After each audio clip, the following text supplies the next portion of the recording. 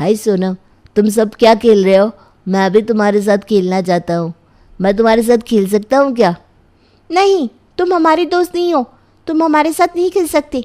कितने गरीब हो तुम, तुम्हारे पास हमारे जैसे खिलौने भी नहीं है, और तुम्हारे कपड़े सो डर्टी। तुम हमारे खिलौने तुम्हारे गंदे हाथ से खराब कर दोगे। जाओ यहाँ से, हमें नहीं खेलना तुम्हारे साथ। प्लीज़ सोनम, खेलने दो ना। मुझे अच्छा लगता है तुम लोगों के साथ खेलना। मेरा कोई दोस्त नहीं है, मुझसे कोई दोस्ती भी नहीं करना चाहता। मैं तुम्हारे खिलौने खराब नहीं करूँगा, पक्का। मैंने ना कहा ना, नहीं खेलना हमें तुम्हारे साथ। सिया, तुम इसे यहाँ से जाने के लिए कहो, वरना मैं चली जाऊंगी। अब तुम सोच लो तुम्हें किसके साथ खेलना है। नहीं नहीं सोनम, मत जाओ। तुम्हारे पास कितने अच्छे खिलौने हैं। अगर तुम चली जाओगी तो हम किसके खिलौनों के साथ खेलेंगे? राघव प्लीज़ तुम यहाँ से चले जाओ, हमें नहीं खेलना तुम्हारे साथ। राघव रोते रोते वहाँ से चला जाता है।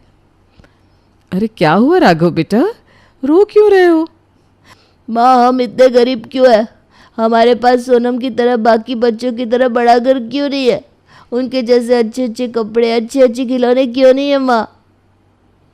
आज फिर उन बच्चों ने तुम्हारे साथ खेलने के लिए मना कर दिया। बेटा, मैंने तुम्हें कितनी बार मना किया है कि वो बच्चे तुम्हें कुछ भी उल्टा सीधा कहते हैं। तुम क्यों जाते हो उनके साथ खेलने? माँ, मुझे अच्छा लगता है उनके साथ खेलना। अगर हम अमीर होते तो वो बच्चे मुझे उनके साथ खेलने देते ना। हाँ बेटा, ये अमीर लोग ऐसे ही होते हैं। वो कभी हमसे दोस्ती नहीं करते। उन्हें दोस्ती करने के लिए उनके बराबरी के लोग चाहिए होते हैं। तो खूब मन लगा कर पढ़ना, और जब तुम बड़े हो जाओगे ना तो तुम्हें कोई अच्छी नौकरी मिल जाएगी।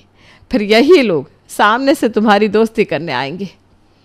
माँ, क्या सच में ऐसा होगा? पर माँ, पढ़ाई करने के लिए तो बहुत पैसा लगता है, हमारे पास तो पैसा नहीं है। अरे बेटा, अगर चाह पक्की हो ना तो भगवान रास्ता दिखा ही देते हैं। मुझे भरोसा है तुम एक ना एक दिन बहुत बड़े आदमी बनोगे, और तब यही सभी लोग तुम्हारे आगे पीछे घूमेंगे। थोड़े दिन बाद राघव और उसकी माँ गांव में कुछ काम न मिलने की वजह से गांव छोड़कर चले जाते हैं। उसके बाद उनका किसी को भी अता पता नहीं रहता। कुछ सालों बाद सोनम बड़ी हो जाती है। गांव में 12वीं तक ही शिक्षा उपलब्ध होने की वजह से अपनी आगे की पढ़ाई पूरी करने सोनम शहर चली जाती है। बचपन से ही खूबसूरत दिखने वाली सोनम अब तो कई गुना सुंदर दिखने लगती है। वो अब पोस्ट ग्रेजुएशन की आखिरी कक्षा में थी। क्या सोनम, कहाँ थी तुम 2 दिन? मैंने तुम्हें कितनी कॉल ट्राई की, लेकिन तुमने कोई मैसेज या कॉल का जवाब ही नहीं दिया। आज अगर तुम कॉलेज नहीं आती तो मैं तुम्हें बुलाने तुम्हारे रूम पर आ जाती। अरे वो 2 दिन ज़रा कुछ काम से गांव आई थी ना, थोड़ा अर्जेंट था। जल्दी जल्दी में तुम्हें बताना भूल गई। वैसे तुम्हें कुछ काम था क्या? अच्छा, तो तुम्हें ऐसा लगता है कि जब भी मुझे तुमसे कोई काम होता है तभी मैं तुम्हें याद करती हूँ? अरे दोस्त हूँ तुम्हारी, बिना मतलब भी याद करती हूँ तुम्हें। तुम्हारे बिना कॉलेज में मन नहीं लगता यार। अरे चल, अब ड्रामा बंद कर। चल जल्दी से बता, कुछ इंपॉर्टेंट लेक्चर हुए क्या इन 2 दिनों में? कुछ असाइनमेंट, नोट्स कुछ लिखना है क्या? लेक्चर और नोट्स के बारे में हम बाद में बात करेंगे। इतना इम्पॉर्टेंट तो कुछ नहीं था, लेकिन मेरे पास एक धमाकेदार न्यूज़ है। मेरा वो फेवरेट सिंगर है ना।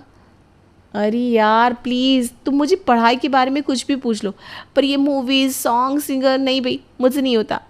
मुझे इन सब के बारे में कुछ भी नहीं पता।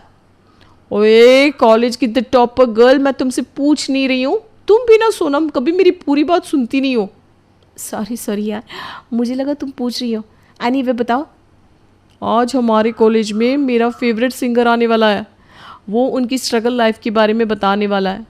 मैंने जब से ये न्यूज़ सुनी है ना, मैं तो पागल हो गई हूँ। मुझे यकीन नहीं हो रहा मैं अपने फेवरेट सिंगर को अपनी आंखों से देखूंगी। हाय क्या दिखता है वो।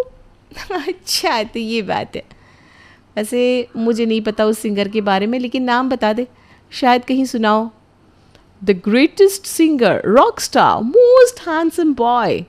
लेकिन तभी कॉलेज की बेल बजती है। अरे अब क्या नाम सुनना, तू सीधा देख ही ले। मुझे यकीन है उसे देखने के बाद तुम्हें भी सॉन्ग से प्यार हो जाएगा, और शायद सिंगर से भी। चल कम ऑन। साहबी तू ना पूरी पागल है, कुछ भी बोलती है। चल देखते हैं कौन है ये महाशय जिसका तुझ पर इस तरह भूत सवार है। तभी एक बेहद खूबसूरत 24-25 साल का लड़का कॉलेज के गेट से एंट्री मारता है। सभी लोग उसके आगे पीछे दौड़ते हैं। सोनम को उसका चेहरा ठीक से दिखता नहीं। सोनम को कुछ भी समझ में नहीं आता। वो सोचती है कि एक सिंगर के लिए इतना क्या करना। तभी वो सिंगर स्टेज पर कुर्सी पर बैठ जाता है। सोनम और सावे के साथ सभी कॉलेज के बच्चे उसे सुनने के लिए स्टेज की तरफ दौड़ते हैं। अगर हमारी लगन और मेहनत अच्छी हो तो ज़िंदगी हमें कहाँ से कहाँ लेकर आती है। इसका अद्भुत उदाहरण आज हमारे सामने है। बचपन में ही पिता का साया साथ छोड़ गया। जीवन में कई मुश्किलें आई, लेकिन हर मुश्किल का सामना किया। अगर हम ठान ले तो कुछ भी मुश्किल नहीं है। ये इन्होंने दुनिया को बताया अपनी सफलता से। आज हमारे साथ है rock star, the greatest singer Raghav, यानी कि हम सब के फेवरेट रॉकी। अब तक क्या चल रहा था सोनम को तो कुछ भी समझ में नहीं आ रहा था, लेकिन जब वो राघव का नाम सुनती है तो चौंक जाती है। उसे ये नाम बड़ा जाना पहचाना लगता है। सोनम ने राघव को देखे हुए कई साल हो गए थे, इसलिए वो उसका चेहरा पहचान नहीं पाती। राघव, ये नाम तो सुना हुआ लग रहा है। कहीं ये सिंगर राघव मेरे गांव का वो गरीब राघव तो नहीं है? नहीं, ये कहाँ से पॉसिबल है? लेकिन लग तो वही रहा है। मैं स्टेज पर इनवाइट करती हूँ द ग्रेटेस्ट सिंगर रॉकी जी को। हाय, हेलो। आप सब मुझे जानते ही होंगे। आज तक मैंने थोड़े बहुत सॉन्ग्स किए हैं, कुछ मूवी सॉन्ग्स भी किए हैं। आज मुझे जो ये सफलता मिली है वो सबको दिखती है, लेकिन क्या आप जानते हैं मेरी शुरुआत कहाँ से हुई थी? एक छोटे से गांव से। आज आपके पास अच्छी शिक्षा लेने के लिए पैसे हैं, आपके माता पिता आपको पढ़ाना चाहते हैं। इसी तरह मेरी माँ भी चाहती थी कि मैं एक बहुत बड़ा आदमी बनूं, अच्छी शिक्षा हासिल करूं, लेकिन हमारे पास पैसे नहीं थे। बचपन में ही पापा चल बसे। उनके जाने के बाद माँ 2-4 घरों में काम करती थी और वहीं से कुछ पैसे आ जाते थे और हमारा गुजारा होता था। कुछ दिन बाद माँ का काम बंद हो गया। उस समय गांव वालों ने भी हमारी मदद नहीं की, और तो और हमारी गरीबी का मजाक उड़ाया। मेरे गंदे कपड़ों की वजह से गांव के बच्चे भी मेरे साथ खेलने के लिए राज़ी नहीं होते थे। फिर एक दिन मैंने और माँ ने गांव छोड़ने का फ़ैसला किया और हम शहर आ गए। उसके बाद मैंने एक होटल में वेटर का काम किया। हम छोटे से रूम में रहते थे, जहाँ पास में ही एक मंदिर था। वहाँ रोज़ शाम को अच्छे अच्छे भजन होते थे। मुझे बचपन से ही गाना बहुत अच्छा लगता था। दिन भर की थकान दूर करने में वहाँ चला जाता था। उसके बाद मैंने भी गाने का रियाज़ शुरू कर दिया। थोड़े सालों के बाद मैंने बार में गाना शुरू किया और तब मेरे पास ज़्यादा पैसे आने लगे। फिर मैंने अपनी रुकी हुई पढ़ाई शुरू की। एक दिन ऐसे ही मैं बार में गा रहा था, तब मेरी मुलाकात एक डायरेक्टर के साथ हुई। वो कहते हैं ना, अगर नसीब को बदलना हो तो वो बदल ही जाता है, फिर चाहे कैसे भी क्यों ना हो। फिर डायरेक्टर ने मुझे मिलने बुलाया। उन्हें मेरी आवाज़ बड़ी अच्छी लगी और वहाँ से शुरू हुआ एक गांव के छोरे का सफल होने का सफ़र। और आज आपके सामने है आपका सबका फेवरेट सिंगर रॉकी। हॉल में उपस्थित सभी रॉकी की कहानी गौर से सुन रहे थे। जैसे ही उसका भाषण समाप्त हुआ, सभी और सिर्फ तालियों का ही शोर था। सोनम रॉकी की ओर देखे जा रही थी। रॉकी की कहानी सुनकर उसकी आंखों में आंसू आ गए। उसे यकीन हो गया था कि रॉकी ही गांव का राघव है। उसे बचपन की बातें याद आ जाती है। बचपन में सोनम ने उसके साथ बड़ा ही गैर वर्तन किया था। इस बात को लेकर वो परेशान हो जाती है और राघव से माफ़ी मांगने के बारे में सोचती है। कॉलेज के छात्रों से बात करने के लिए राघव ने कुछ टाइम बचा कर रखा था। तब सोनम उसे मिलती है। हाय राघव। आजकल राघव को सभी रॉकी के नाम से ही जानते थे, तो राघव नाम सुनकर उसे कुछ अलग लगता है। वो इधर उधर देखने लगता है। राघव, यहाँ मैं सोनम, पहचाना? बरकतपुर के सरपंच जी की बेटी। इतने सालों बाद बरकतपुर गांव का नाम सुनकर राघव गुस्सा हो जाता है। वो सोनम की तरफ देखता है। सोनम, तुम्हें कैसे नहीं पहचानूंगा? कैसी हो? मैं ठीक हूँ। तुम तो काफ़ी बदल गए, इतने सक्सेसफुल हो गए हो, काफ़ी हैंडसम दिखने लगे हो। हालात के साथ बदलना पड़ता है। बस और क्या चल रहा है तुम्हारा? कुछ खास नहीं। अभी तुमने जो भाषण किया वो सुनकर मुझे मेरी गलती का एहसास हो गया है। इससे पहले भी मैंने कई बार तुम कहाँ हो ये ढूंढने की कोशिश की थी, लेकिन तुम्हारे बारे में कुछ पता नहीं चला। मुझे माफ़ कर दो राघव, मुझसे गलती हो गई।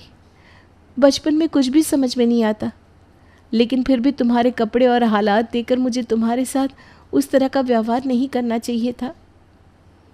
सोनम, तुम्हें अपने व्यवहार पर पछतावा है तो बस हो गई बात खत्म। मैंने भी तुम्हें माफ़ कर दिया है। अब तुम भी सारी पुरानी बातें भूल जाओ। बचपन में कई बार तुमसे दोस्ती करने की कोशिश की, लेकिन हमारी दोस्ती हो नहीं पाई।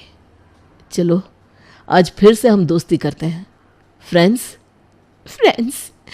थैंक यू सो मच मुझे माफ़ करने के लिए। इसके बाद सोनम और राघव एक दूसरे को फ़ोन नंबर देते हैं। फिर उनकी कई बार बात होती है। कई बार वो एक दूसरे को मिलते भी थे। उनकी बातें और मुलाकातें इस तरह बढ़ती गई कि सोनम के बर्थडे पर राघव एक सरप्राइज़ प्लान करता है। सोनम, एक प्रॉब्लम हो गया है। मैंने तुम्हें लोकेशन सेंड कर दिया है, तुम जल्दी से आ जाओ प्लीज़। आज मेरा बर्थडे है और मुझे विश भी नहीं किया, और अब प्रॉब्लम सॉल्व करने के लिए मुझे बुला रहा है, पागल कहीं का। सोनम वहाँ पहुँचती है तो देखती है सभी और लाइटिंग लगी थी और उसकी तस्वीरें भी बड़े अक्षरों से लिखा था, हैप्पी बर्थडे सोनम। ये सब देखकर वो बहुत खुश हो जाती है और राघव को गले लगा लेती है। हैप्पी बर्थडे सोनम, कैसा लगा सरप्राइज?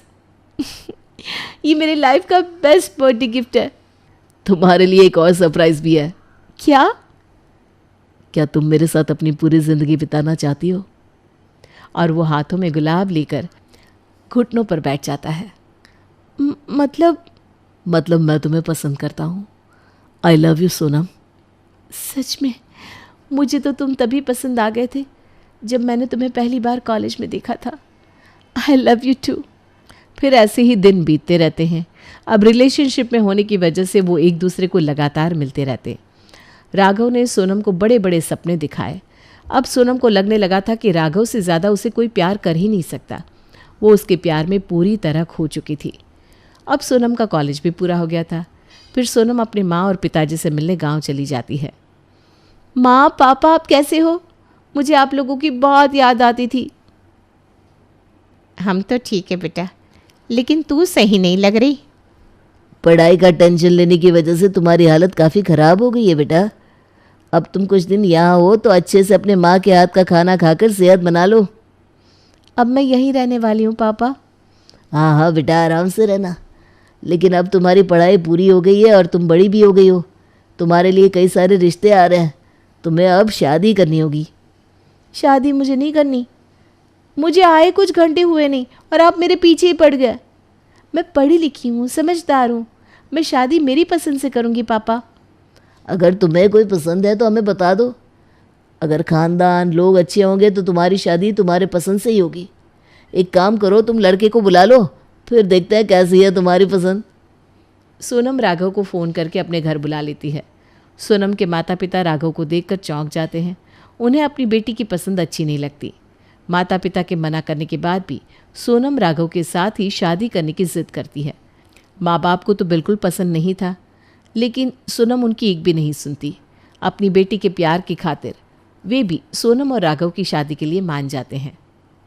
देखिए बहन जी, आपकी भूतकालीन स्थिति देखकर मैं आपके घर में बेटी देने से इनकार कर रहा था, लेकिन अब राघव अच्छा खासा कमाने लगा है और हमारी बेटी भी राघव के साथ ही शादी करने की ज़िद कर रही है। मेरे आगे पूरा गांव झुक जाता है, लेकिन अपनी बेटी के प्यार की खातिर मुझे उसकी बात माननी होगी। तो मैं आपसे विनती करता हूँ कि हमारे बीच में जो भी मतभेद थे वो सब आप भूल जाओ और मेरी बेटी का ध्यान रखना। मोटा भाई, आप अपनी बेटी की बिल्कुल भी चिंता मत कीजिए। कुछ ही दिनों में राघव और सोनम की शादी हो जाती है। सोनम अपने पति और सास के साथ फिर शहर चली जाती है। शुरुआत के दिनों में तो सब कुछ अच्छा चल रहा था। राघव उसका खूब ख्याल रख रहा था। उसे जो चाहिए वो राघव लाकर देता था। उसे शहर में घुमाने लेकर जाता था। शादी के 2-3 महीने बाद घर की स्थिति पूरी तरह बदल चुकी थी। सोनम की सास गीता अब उसे बहुत परेशान करने लगी थी। गीता ने तो काम वाली को भी काम से निकाल दिया था। एक दिन गीता सोनम के साफ किए हुए फर्श पर चाय गिरा देती है। माँ जी, ये आपने क्या किया? मैंने अभी अभी तो साफ़ किया था, आपने फिर से गंदा कर दिया। हाँ, तो फिर से साफ कर दे। वैसे भी दिन भर करती क्या है तू? क्या करती हूँ मतलब? घर के सभी काम मैं ही तो करती हूँ। आपने तो काम वाली को भी काम से निकाल दिया है। माँ को उल्टा जवाब दे रही है। तुझे तेरी औकात पता चले इसीलिए तो मैंने तुमसे शादी की थी। मेरी और मेरी माँ की सेवा करना, हमारे लिए खाना बनाना, हमारे कपड़े धोना, यही औकात है तुम्हारी। ये सब तुम क्या कह रहे हो राघव? मुझे लगा तुम्हें काम का प्रेशर होगा इसलिए तुम्हारा बर्ताव बदल गया है, लेकिन तुम तो मेरी औकात पर आ गए। क्या तुम भूल गए हमने शादी से पहले क्या क्या सपने देखे? तुम तो मुझसे प्यार करते हो ना? सपनों से बाहर आ जाओ महारानी, वो कुछ प्यार व्यार नहीं था। मैं तो बस तुम्हारे किए का बदला लेना चाहता था। मेरे बचपन में तुमने और तुम्हारे पापा ने हमारे साथ काफ़ी खेल खेल लिया। अगर तुम्हारे पापा चाहते तो हमारी मदद कर सकते थे, लेकिन उन्होंने ऐसा नहीं किया और हमें शहर आना पड़ा।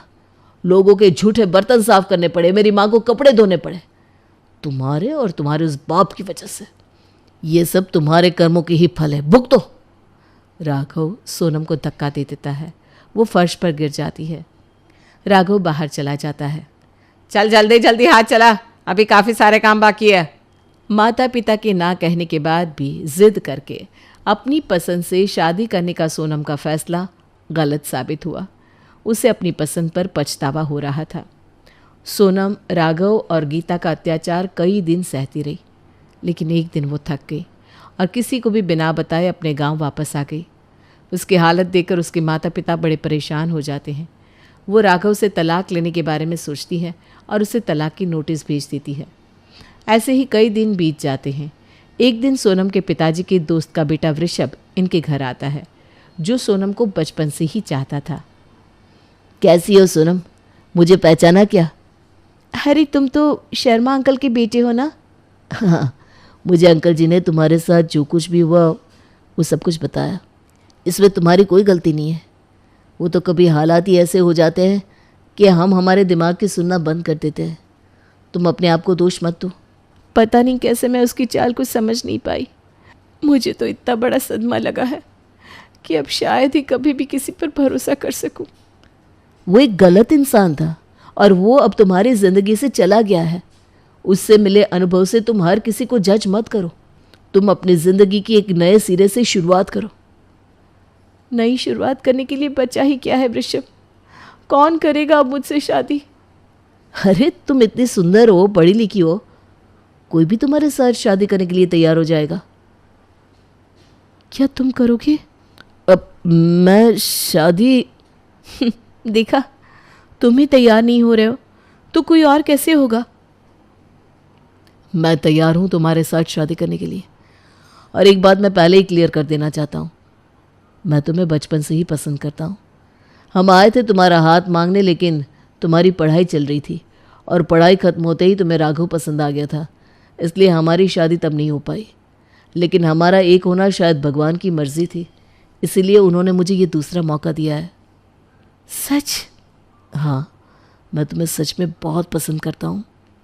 सारी बीती हुई बातें भूलकर सोनम भी वृषभ के साथ शादी करने के लिए तैयार हो जाती है। बड़े धूमधाम से उन दोनों की शादी हो जाती है। अरे मम्मी जी, इतना सारा पालक कहाँ से आया? आज घर में कोई आने वाला है क्या जो इतना सारा पालक ले लिया? अरे बहू, कुछ दिन पहले ही तुम बोल रही थी कि मम्मी जी पालक की सब्जी खानी है। अब पालक ले आई हूँ तो पूछ रही है क्यों लाई हूँ।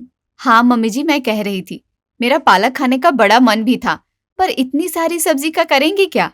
अरे बहू, वो है ना दुर्गा जी, उनके यहाँ पालक की खेती होती है। उस दिन वो और मैं बाजार गए थे। तुमने मुझसे कहा था पालक लाने के लिए, तो मैं बाजार में वही ढूंढ रही थी। वो उसी दिन बोल रही थी कि पालक तो उनके घर बहुत आता है, बस आज उन्होंने भिजवा दिया। चलो ये तो अच्छी बात है। अभी मैं फटाफट से पालक के पकौड़े बनाकर लाती हूँ। बाहर बारिश भी हो रही है और जब बारिश हो तो पालक के पकौड़े खाने का मजा ही अलग है। नेहा किचन में चली गई और पालक को साफ करके उसके पकौड़े बनाने की तैयारी करने लगी।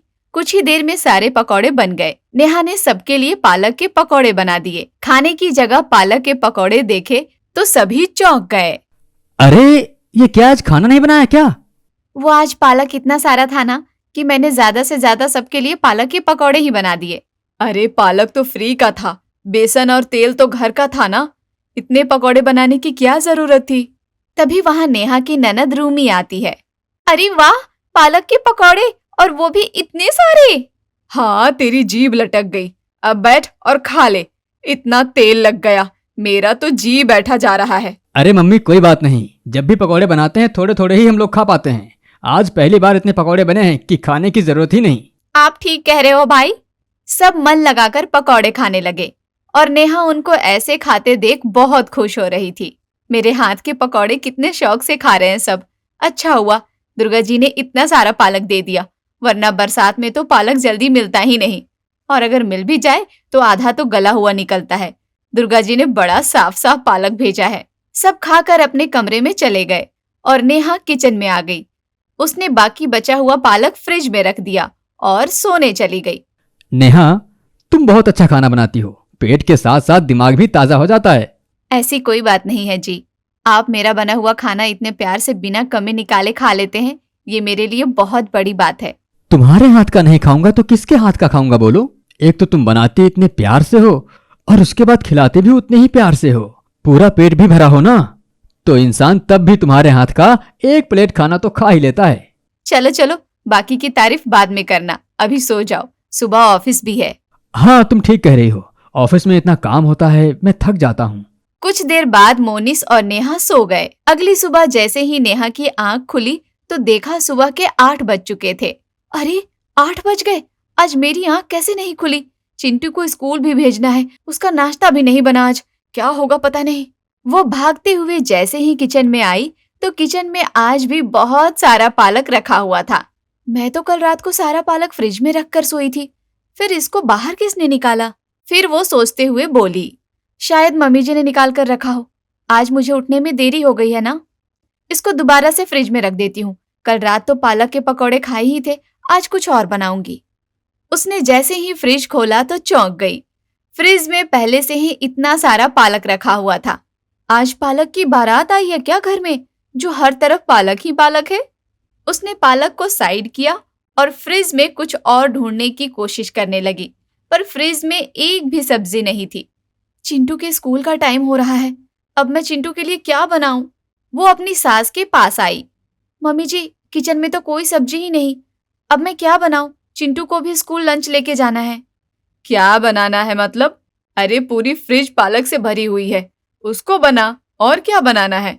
एक काम करना, जो पालक कल आया था उसको फ्रिज में रख देना और कल वाला इस्तेमाल कर लेना, ऐसे पालक जल्दी खराब नहीं होगा। बासी पालक क्यों, ताजा क्यों नहीं? अरे ऐसे तो कल वाला पालक गल जाएगा ना। मम्मी जी, बासी पालक अभी बना लूंगी तो अभी वाला शाम तक बासी हो जाएगा। जितना बोला उतना करो, ज्यादा दिमाग मत लगाओ। नेहा ने कुछ नहीं कहा और किचन में आ गई। उसने जल्दी से पालक पनीर की सब्जी बना दी। सबने नाश्ता किया और सब अपने अपने काम पे चले गए लंच लेके। शाम होते ही नेहा ने थैला उठाया और बाहर की तरफ जाने लगी। कहाँ जा रही हो बहू? मम्मी जी, फ्रिज में कोई सब्जी नहीं है, बस सब्जी ही लेने जा रही हूँ। किसने बोला सब्जी नहीं है? इतना सारा तो पालक रखा है। पर मम्मी जी, सुबह ही तो पालक खाया था। अरे अभी पालक को किसी ने ढंग से खाया ही कहाँ है? खाया नहीं? मम्मी जी, रात को पालक के पकौड़े खाए, सुबह पालक पनीर। अरे वो पालक के पकौड़े खाए थे। अब एक काम कर, पालक का भुज्जी बना दे। बड़ा मन है मेरा तो पालक की भुज्जी खाने का। पालक की भुज्जी मेरी माँ बनाया करती थी, वाह क्या स्वाद आता था। सालों हो गए पालक की भुज्जी नहीं खाई। ठीक है मम्मी जी, मैं अभी पालक की भुज्जी बना देती हूँ। ऊपर से जीरे और लहसुन का तड़का लगाना मत भूलना। जैसा आप कहें मम्मी जी। नेहा किचन में आ गई। उसने जल्दी से पालक की भुज्जी बना ली और सबके लिए खाना लगा दिया और सबको आवाज लगाने लगी, रूमी, मोनिस जी, मम्मी जी, चिंटू आ जाओ, खाना लग गया है। आई भाभी, बहुत जोर की भूख लगी है। आज ऑफिस में भी बड़ा काम था, दिन में लंच लेके गई थी पर खाने का टाइम ही नहीं मिला। वैसे अब क्या बनाया है? पालक की भुज्जी। हैं? ये क्या है? आज से पहले तो कभी घर में नहीं बनी। अरे तुमने कहाँ खाई होगी? जब मेरी शादी नहीं हुई थी तब मैं बहुत खाती थी और बनाती भी थी। मेरी माँ से मैंने पालक की भुज्जी बनानी सीखी थी और मेरी सास को मेरी पालक की भुज्जी बहुत पसंद थी। आपकी तारीफ सुनकर तो अब खाने का मन हो गया। भाभी, जल्दी से प्लेट में खाना लगा दो। उस दिन भी सबने प्यार से खाना खा लिया। अगली सुबह रूमी किचन में आई और बोली, भाभी मेरा लंच पैक कर देना, दिन में बड़ी जोर की भूख लगती है। नाश्ता तैयार है, तुम डाइनिंग रूम में जाओ, मैं नाश्ता लगाती हूँ। जब तक तुम नाश्ता करोगी तब तक मैं तुम्हारा लंच भी पैक कर दूंगी। रूमी, मोनिस और साइमा जी साथ में बैठकर नाश्ता करने लगे। आज नाश्ता में क्या बनाया है? पालक के पराठे। फिर से पालक? क्यों? हाँ भाभी, कल रात को तो पालक बना ही था। इनफैक्ट कल रात ही नहीं, पिछले 2 दिन से पालक ही बन रहा है। ऐसा क्यों? बाजार में सब्जी आनी बंद हो गई है क्या? चुपचाप दोनों नाश्ता करो। पालक इतना सारा रखा था, रखा रखा खराब हो जाता, इसलिए बना लिया। रूमी कुछ और बोलती, पर मोनिस ने उसको चुप रहने का इशारा किया। दोनों चुपचाप से नाश्ता करके ऑफिस चले गए। उनके जाने के बाद नेहा अपनी सास के पास आई। मम्मी जी, अब तो कोई सब्जी ले आओ। रूमी सुबह भी खाने से मना कर रही थी पालक को। सुबह से ऑफिस गई हुई घर आएगी, अच्छा खाना नहीं मिलेगा तो फिर आपको तो कुछ नहीं बोलेगी, मुझे सुनाएगी। जब तक पालक खत्म नहीं हो जाता यही बनेगा। अब तुम्हारे ऊपर बात है, तुम इसको कब तक खत्म करती हो। ठीक है मम्मी जी, जैसा आप कहें। नेहा किचन में आ गई और सोचने लगी, मोनिस जी इतने प्यार से मेरे हाथ का खाना खाते हैं, अब उनको एक और टाइम पालक खिलाया तो कहीं उनका भरोसा ही ना उठ जाए मेरे हाथ के खाने से। मुझे इस पालक का तो कुछ करना होगा, पर मम्मी जी के रहते हुए कैसे करूं? मम्मी जी से पंगे लेना नहीं चाहती मैं। आस पड़ोस के लोग सुनेंगे तो क्या कहेंगे? बहू से अब घर में रहा नहीं जा रहा। चुप करके बस इस पालक को खत्म कर देती हूँ। अब नेहा का एक ही काम था, पालक खत्म करना, और फाइनली पालक खत्म हो ही गया। नेहा ने सुकून की सांस ली। आज पालक से निजात मिल गई। आज सबके लिए कुछ अच्छा बनाऊंगी। शाम को नेहा फटाफट से खाना बनाने में लग गई। आज उसने कई दिनों बाद कढ़ी चावल और राजमा बनाया था। सबने खाने को बड़े शौक से खाया, जैसे वो किसी भूख हड़ताल पे हो कई दिनों से, और आज उनकी सजा पूरी हुई हो। अगला दिन हो गया। किचन से पालक क्या गायब हुआ, सबके चेहरे की रौनक ही दौड़ आई। अगली सुबह नेहा खुश होते हुए किचन में आई तो साइमा जी पहले से ही किचन में मौजूद थीं। पालक खत्म हो गया था ना, मैं दुर्गा जी के यहाँ से फिर से पालक ले आई। तुम परेशान हो रही थी ना, फिर से क्या बनाऊं। अब घर में कई तरह की सब्जियां हो तो सोचने के लिए समय भी लगता है और दिमाग भी, इसलिए मैं पालक ले आई। एक ही सब्जी, न दिमाग का खर्चा, न नई नई चीज सोचने का झंझट। नेहा ने सर पकड़ लिया। बहू देख तो सही, आज ताजा पालक मिली है, बिल्कुल हरी परी जैसी। मम्मी जी, हरी परी तो ठीक है, पर आप रोज उसे थाली में क्यों बिठा देती हैं? क्योंकि ये सेहत का खजाना है। तो अम्मा जी तिजोरी में रख लो ना, मैं कब तक खाती रहूं? अब मुझसे नहीं खाया जाता पालक, आप ही खाओ। देख बहू, पालक तो तुम्हें बनाना पड़ेगा और यही मेरा आखिरी फैसला है। साइमा जी किचन से चली जाती हैं और सुबह को अब फिर से नए नाश्ते का इंतजार कर रहे थे। और जैसे ही नाश्ता सामने आया, मोनिस की आंखें बेबसी से बंद हो गई। आज भी पालक? फिर वो कुछ सोचते हुए बोला, अरे हाँ, आज तो मेरा पेट खराब है, मुझे भूख ही नहीं है, मैं ऑफिस जाता हूँ। मोनिस जल्दी से ऑफिस के लिए घर से बाहर निकल जाता है और नेहा उनके पीछे पीछे हाथ में लंच बॉक्स लिए बाहर दौड़ती है। सुनो जी, ये तो लेते जाओ। मोनिस ने मुड़कर भी नहीं देखा और पड़ोसन रीता उसी को देख रही थी। अरे उसके पीछे क्यों दौड़ रही है? ऐसा भी क्या बनाया है खाने में जो इतनी उत्सुक है उसको लंच देने के लिए? पालक की सब्जी। पालक की सब्जी? और कल क्या बना था? पालक का पराठा। परसों क्या बनाया था? पालक का सूप। और अब आगे सवाल मत पूछना वरना मैं रो दूंगी। इतना बोलकर नेहा अंदर आ गई और रीता जी जोर जोर से हंसने लगी। लगता है पालक का सप्ताह मनाया जा रहा है साइमा बहन के घर। इनकी किचन से रात दिन पालक की महक आती रहती है। कुछ दिनों में ये लोग अपने नाम छोड़कर हरियाली नाम से मशहूर होने वाले हैं। कोई इनके घर का एड्रेस पूछेगा तो यही बोलेंगे, बहन क्या आप पालक मिश्रा को जानती हो? रीता आंटी जोर जोर से अकेले ही हंसी जा रही थी और नेहा पूरे गुस्से में अपने किचन में आई। आज पालक को खत्म करना ही पड़ेगा। वो पालक को आटे में मिलाकर रंग बिरंगे पराठे बना देती है और साइना जी के सामने लाकर रख देती है। साइमा पराठे को गौर से देखती है। ये क्या है बहू? मम्मी जी, पालक डिस्को पराठा। नई डिश? अब से यही बनेगा। हे भगवान, मैं कहाँ फंस गई। मुझे लगा था मम्मी जी इस पराठे के बाद पालक को घर से निकाल देंगी, पर वो तो उनका बस नहीं चलता। नहीं तो वो पालक को जायदाद में भी हिस्सा दे दे। शाम को मोनिस घर आता है। सुबह आप लंच छोड़कर चले गए थे, पूरे दिन भूखे रहे हो। क्या हुआ बेटा, तेरी तबीयत तो ठीक है ना?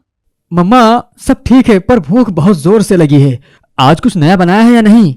बेटा, हर रोज तो नया ही बनता है। बहू अपने पति के लिए खाना लगाओ, ये भी अब मुझे ही बताना पड़ेगा क्या? मम्मी जी, डरने लगी हूँ सबको खाना देते हुए। आपको तो कोई कुछ नहीं कहता, सब मुझे ही सुनाते हैं। पर आज तो मैंने बोला था दाल बनाने के लिए, दाल बनाई या नहीं? मम्मी जी, दाल ही बनाई है। हाँ, तो पालक पालक का रट्टा क्यों लगा रही हो? इतनी भी कंजूस नहीं हूं मैं जितना तुम सोचती हो। मम्मी जी, बनाई तो दाल ही है, पर उसके अंदर हरे धनिया की जगह पालक डाला है। कोई बात नहीं बहू, जरा सा ही तो डाला होगा। अब फटाफट से खाना लगा दो। शुक्र है कुछ तो नया बना। कुछ ही देर में सबने मिलकर खाना खाया। मम्मा जब दाल बनानी ही थी तो इसके अंदर पालक डालने की क्या जरूरत थी? सच कहूं पालक खा खाकर अब तो मेरे बाल भी हरे हो रहे हैं। अरे वो हेल्दी शाइन है बेटा। मम्मी जी, हेल्दी शाइन तो ठीक है, पर ये बंदा अब पालक के खेत में घुल मिल जाएगा। नेहा गुस्से से उठकर अपने रूम की तरफ चली जाती है। अगले दिन साइमा जी बाजार जाती हैं और 10 किलो पालक लेकर घर आती हैं। मम्मी जी, ये सब क्या करेंगी? सुखा कर रखेंगे, सर्दियों में खाएंगे। तो मम्मी जी, अगले साल होली में हम पालक का गुलाल खेलेंगे, ठीक है? नेहा का मूड बहुत खराब था। मोनिश चुपके से घर के बाहर जाता है और कुछ देर में वापस आता है। मोनिश सबसे छुपकर बाहर से पिज्जा लाता है। नेहा आओ साथ में खाते हैं। क्या आप मेरे लिए पिज्जा लाए हो? मैं तो पालक की चीजें खाकर ऑलमोस्ट पागल ही हो गई थी। हाँ यार, मेरा भी यही हाल है। आप कुछ सोचिए ना, इस पालक से हमारी जान कैसे छूटे। अब क्या कर सकते हैं, मम्मा जब तक पालक से खुद से बोर नहीं हो जाती तब तक वो नहीं छोड़ेंगी पालक का पीछा। अब मैंने सोच लिया है मुझे क्या करना है। क्या करने वाली हो तुम? बस आप देखते जाओ। एक दिन साइमा जी की तबीयत खराब हो गई। घर में नेहा के सिवा कोई और नहीं था। नेहा अपनी सास के पास गई। क्या हुआ मम्मी जी आपको? पता नहीं बेटा, पेट में बड़ी जोर से दर्द हुआ है। मुझे तो लगता है घास खाने से हुआ है। घास? पालक मम्मी जी, पालक, वो भी तो घास ही होती है। तेरी क्या सौतन है पालक, जो उससे इतना चिढ़ती है? अब ज्यादा दिमाग ना चला और मेरे साथ डॉक्टर के पास चल। ठीक है मम्मी जी। नेहा साइमा को लेकर डॉक्टर के पास आ जाती है। देखिए ना डॉक्टर, बड़ा अजीब सा लग रहा है। हुआ क्या है? चक्कर आ रहे हैं, जल्दी थकान हो जाती है, सांस फूल रही है। ओहो, आपके अंदर तो लोहे की कमी है, आपको पालक खाना चाहिए। ठीक है डॉक्टर, अब रोज डबल पालक खाऊंगी। डॉक्टर और सास की बात सुनकर अब तो नेहा को बहुत रोना आ रहा था। डॉक्टर साहब, भगवान पूछेगा आपको। नेहा सास को लेकर घर आ गई और सीधा किचन में गई। अब मैं और नहीं सह सकती, जो होगा देखा जाएगा। नेहा ने पालक उठाया और घर के पीछे वाले दरवाजे से निकाल कर उसको फेंकने चली गई। तभी उसको पड़ोसन की मोना आंटी मिली। अरे नेहा, कहाँ जा रही है? और तुम्हारे हाथ में ये पालक क्यों है? क्या तुम बाजार से आई हो? अरे नहीं आंटी, इसको तो मैं फेंकने जा रही हूँ। पूरा फ्रिज पालक से भरा हुआ है और मम्मी जी ने कहा है जब तक घर में पालक है तब तक कोई सब्जी नहीं आएगी, यही खाना पड़ेगा। और तो और अब तो डॉक्टर ने भी मम्मी जी को पालक खाने को ही बोल दिया है। तो अच्छी बात है ना? आपको ये अच्छी बात लग रही है? देखो, पालक के बहुत फायदे हैं, मैं तुमको बताती हूँ। वो कुछ और बोलती, नेहा बीच में बोल पड़ी। मुझे सब पता है आंटी जी, प्लीज आप चुप हो जाओ। बात तो सुनो मेरी। तुमको पालक पसंद नहीं तो कोई बात नहीं, पर पालक को तुम एक तरह से इस्तेमाल कर सकती हो जिससे पालक से बोर भी नहीं होगी और पालक का फायदा भी तुमको मिलता रहेगा। वो कैसे? देखो, पालक को हर सब्जी में हरे धनिये की तरह 2 पत्ते डालो। कोई भी सब्जी बनाओ उसमें जरा सा डाल दो। भर भर के पालक की सब्जी और पराठे बनाने की जरूरत नहीं है तुमको। ऐसे तुम्हारे सास की बीमारी भी ठीक हो जाएगी और पालक से बोर भी नहीं होगी। पिछले हफ्ते मैंने दाल में डाला था पालक, पर मम्मी जी ने उसमें भी 1 किलो पालक डलवा दिया था। अब से मैं पालक को हरे धनिये की तरह ही इस्तेमाल करूंगी। नेहा को अब समझ में आ गया था कि उसको पालक को कैसे इस्तेमाल करना है। वो घर आई और उसने सोयाबीन की सब्जी, रोटी और चावल बनाए। ऊपर से उसके अंदर कुछ पत्ते पालक के डाले, छोटे छोटे करके। आज खाने को बहुत अच्छे से बनाया भी गया है और सजाया भी गया है। पति के मुंह से आज इतने दिनों बाद खाने की तारीफ सुनकर नेहा के चेहरे पे स्माइल आ गई।